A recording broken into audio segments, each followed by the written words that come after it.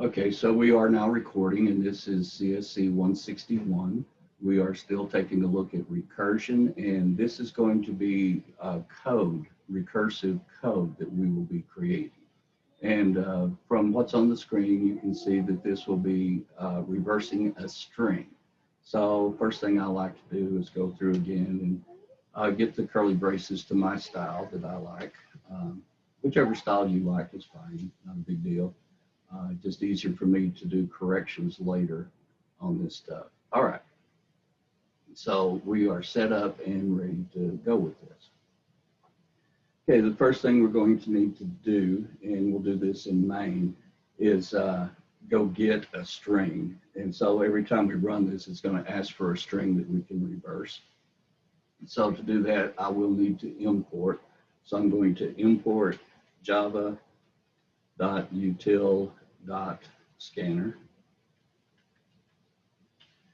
Okay, and it's helping me out. Thank you very much. Okay, and now I'll come in here and say scanner input equals a new scanner tied to system in.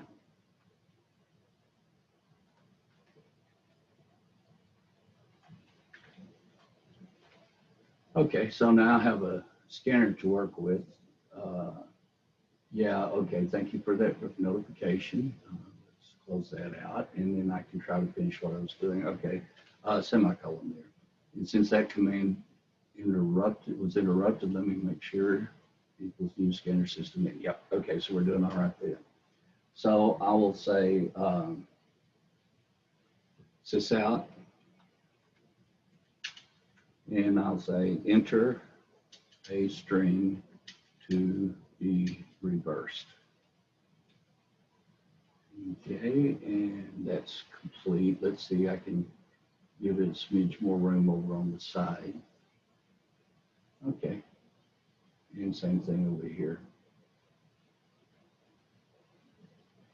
Okay, so now we have a little more room to work with. Okay, so now then I need to go get the string, and I need a place to put it, so I'm going to say string. And you need some variable name here. I'm going to go very creative and just go with the lowercase version, okay?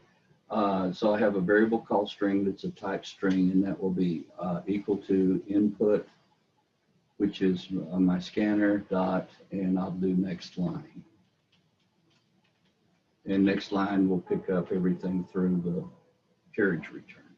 Okay, so now that I have done that, what I would like to do is print out this string reversed. Now, this time I'm going to, on purpose, we're going to do this 2 commands in one line. So system out, and oh, that's not, oh, helps when you spell it right. S-Y-S-T-E-M-O-U-T. Did I get that right? I think so. Okay, now I have it confused. No, it's just sys.out, like sysout. Is it just S-Y-S-O-U-T, yeah. Okay. There we go. All right, thank you. And what I'm going to do is print this string reversed. So what I want to print is the result of reversing the string. So I'm going to print out reverse string. Now this is a method that I will have to create here in a minute. Okay, there's nothing magical in that word right there, so I'll have to create it. And what I wish to reverse is the string that we read in, okay? Let me go ahead and do another print on this. I'm going to say sysout. Yeah, now I'm doing it by habit correctly. Equal that string reversed is. Okay, and probably I'd like to drop down a line before I say that, so I'll do a new line request there. Okay, and that'll pretty much be it.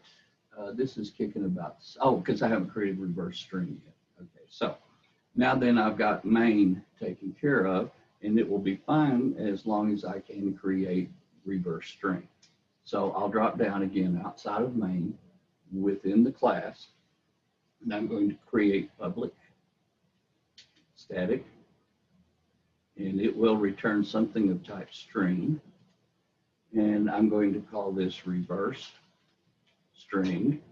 and it is handed a string, which in this case I'm just going to call S. Okay. Let's see. Now then, public static scanner. Well, as I go, it's kicking because I haven't returned anything yet. Okay. So in this, I'm going to ask if. Now remember, if I'm reversing the string, I'm going to be looking at the string not just as a string, but as an array of characters. And that array of characters all put together is the string. So I'm going to ask what's the number of characters in the string? Okay, and S length, that tells me how many characters are in the string. And if that's more than 1, that means I still have characters that need to be reversed. Okay, so let's put the curly braces in, and this is what's going to happen in this if. I need to take, every time I come down, I need to take the last character off of the string and keep it, then hand what's left of the string down.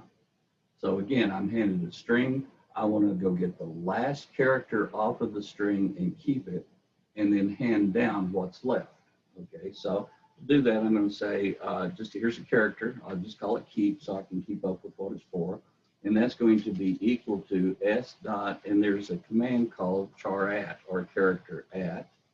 And now I have to tell it where. Notice it's saying index. It wants to know the subscript number of the character I'm after. Well, the length, if there's 5 characters in a string, the length of the string is 5, but the last subscript is 4, because our subscripts run 0, 1, 2, 3, 4. So I'm going to say, well, let's do S dot length again. Okay, so if there's 5 characters in the string, this returns 5, but my rightmost subscript is 1 less than that. So go to the last character by subscript in the string and give me that character, and I'll keep it in keep. Okay, now then, I need to say string, and I'll call this one K for keep as well, is going to be equal to, and this is character. Now notice that's capitalized. So when I capitalize, that means I'm not just after one little space in memory, which is char.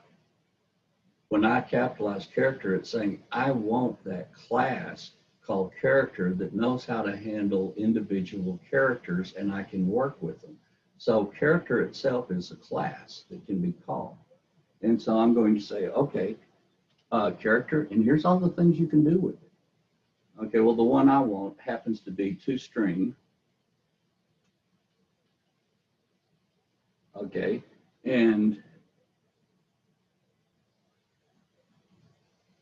in parentheses, I'm going to put keep.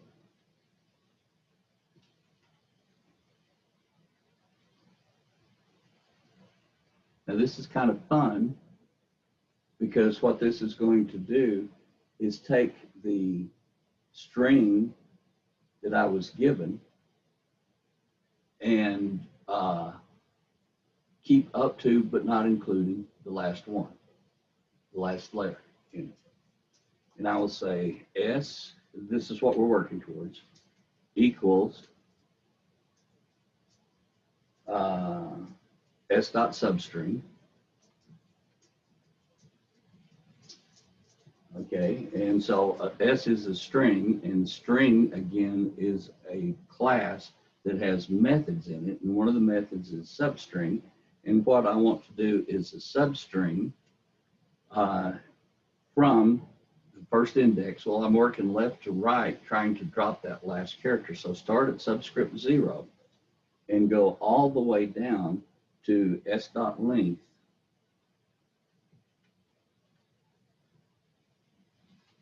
-1. And you're going, well, yeah, but that gets the last character. Well, the way this thing works, it stops before there. So it gets everything up to it, but not including that last character. Okay, so what was the K in this? Well, Well, I could actually move that down to some other location in a minute, but the idea is that if I'm going to add on to a string, which coming back, I'm going to start building the string back one character at a time. So to add on to the string, what you're adding to a string has to be a string. So K, which is my character, okay, is actually turning into a string. Well, what's the difference? Well, this is the difference in Java between single quote and double quote. Everything up here had to be double quoted because this is a string. If I use single quotes, that says this is a character, and a character can only be one character long, so that would be syntax error up here. But if I say quote, any keystroke, quote, it takes up 1 byte of memory. That's it for a character. For a string, it calls in string, and you have all these things you can do with it. And so all of a sudden you go from keep, which is a particular character, and it's kept as a character, and I have to have it as a character to use character at. Okay, but then to concatenate strings in a minute, I have to convert that character over into a string. And so essentially I've taken single quotes and replaced them with double quotes in here. All right, so do that so that I can do concatenation in a minute with strings. Now then I take S and I get another string out of S, everything up to but not including the last character in the string. So that's how I knock off one character. So S has been lowered in length by one character, and I can now say string R, just this is what's going to be returned to me, which is why I picked that letter, equals reverse, if I can spell reverse string, ending it down S. Okay, so I'm handed a string. As long as I've got more than one character in it, okay, then I go take the last character off of the string. Well, it doesn't remove it. It just gets a copy of the last character in the string and put it in keep. Okay, well, that's character, which it has to be to use char at. And I'm going to need that character to be converted into a string. And so I say, okay, take that character and to string it. And it's now a string that I'm keeping in K. All right, so now I go to the string that I was given, knock off the last character. So my string is now one character shorter than it was when I got it. And now that I have shortened it, I can call myself again, handing it the shortened string. And so a fresh copy of reverse string is pulled in, and it's handed the shortened string. It goes through the same thing again, until we get down to where there is exactly one character that's handed down. Okay, so that's going to be the else here.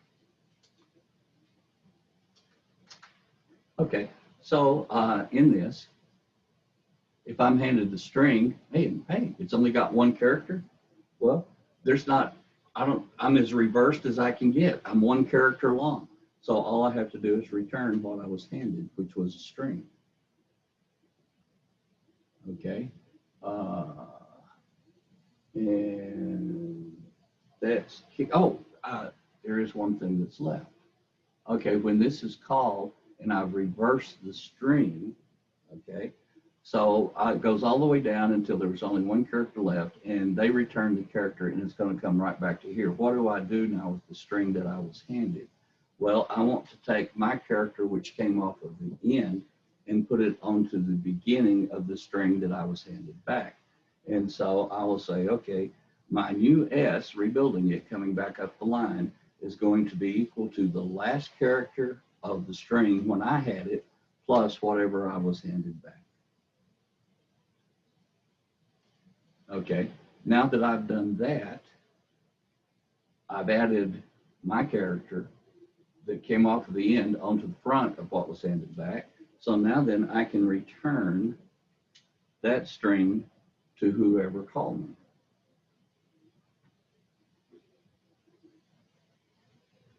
And the fun part then is to watch this thing work.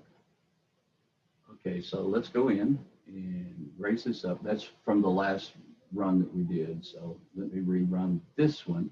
Make sure that I am in the one I want to run. Click on run. And it says, hey, there's some changes I need to make. Okay, I don't like that it's trying to change the last one, but okay, see what happens. And there we go. Enter a string to be reversed, and that tells me I need to put a colon there. Okay, but anyway, I'll come down in here and just say this is a string. And here is the string reversed. So while I'm stopped here, I will come up and add in that little colon so it looks a little better. Okay, run this again. Okay, and this is running right. And enter a string to be reversed. And okay, another string of a different length, just to make sure it works on anything. And so that's working. Now, what if I give it just one keystroke on this? Okay, one keystroke, so I'll run it again. And I just give it A. And so it does handle all of that. Now, this is a recursive way to do this.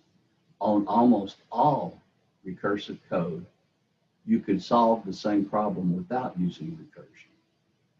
But there are reasons that we want it. And we will be looking at that shortly. Okay, any questions about this code and recursive code? All right, then I will go ahead and stop the recording.